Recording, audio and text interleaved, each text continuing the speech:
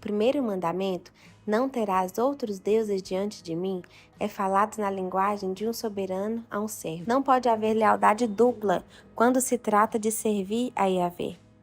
Ao ordenar lealdade única, Deus não apenas afirma que é superior a outros deuses, nem mesmo nas pragas ele demonstra simplesmente que é mais forte que outros deuses.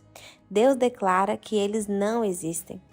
Eles nada mais são do que a vã imaginação de uma mente obscurecida.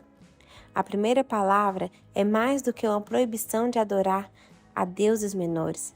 É um convite à realidade.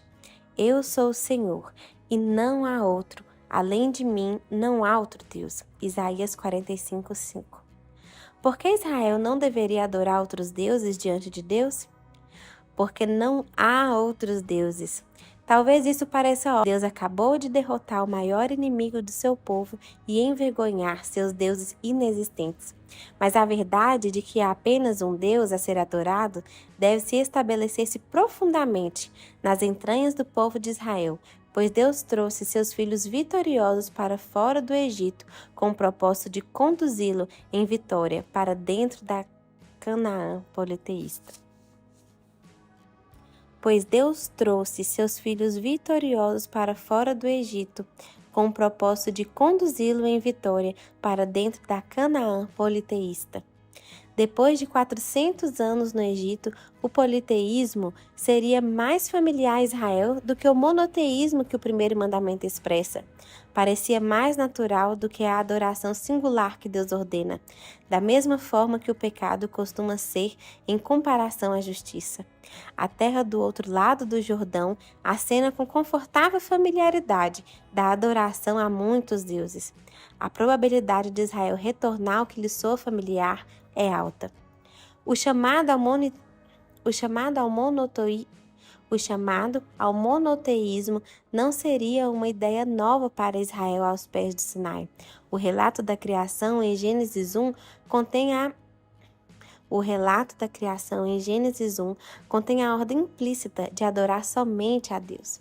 Assim como as 10 pragas, os 6 dias da criação são propositalmente redigidos para derrubar qualquer noção de adoração a sol, a lua, as estrelas, terra, mar, céu, plantas, animais ou humanos.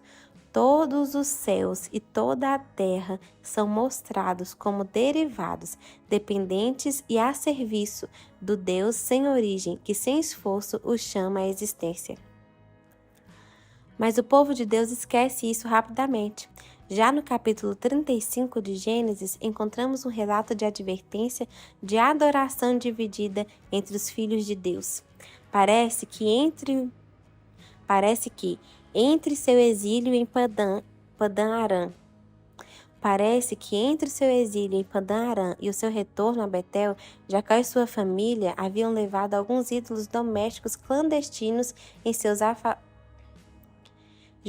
Jacó e sua família haviam levado alguns ídolos domésticos clandestinos em seus alfajores. Alforjes. Alforjes. Jacó e sua família deviam ter levado alguns ídolos domésticos clandestinos em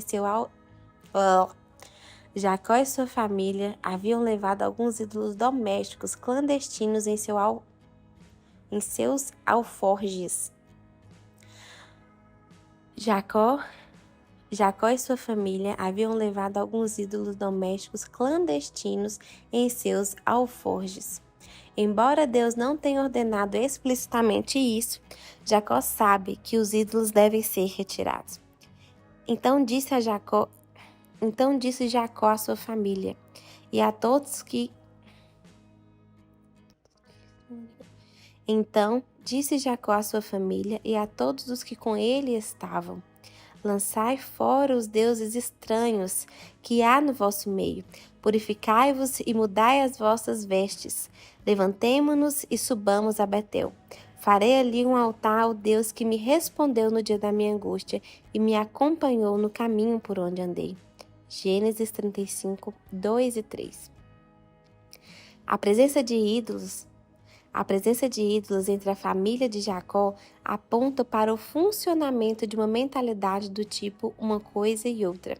Sim, serviremos a Yahvé, mas também, por precaução, oferecemos devoção a esses outros deuses. Lealdade dupla. Você se identifica com isso? Essa mentalidade se esconde na bagagem dos crentes nos dias de hoje, assim como na família de Jacó há 3.000 anos. Trata-se de uma expressão antiga da referência de Tiago 1,8 a uma mente dividida. A mente dividida ocorre não porque tenhamos substituído Deus por um ídolo, mas porque adicionamos um ídolo ao nosso monoteão. A mente dividida ocorre não porque tenhamos substituído Deus por um ídolo, mas porque adicionamos um ídolo ao nosso monoteão, para que ele se torne um politeão. Ao longo da história de Israel, o refrão que se repetirá sobre a idolatria não é que ele tenha cessado a adoração a Deus.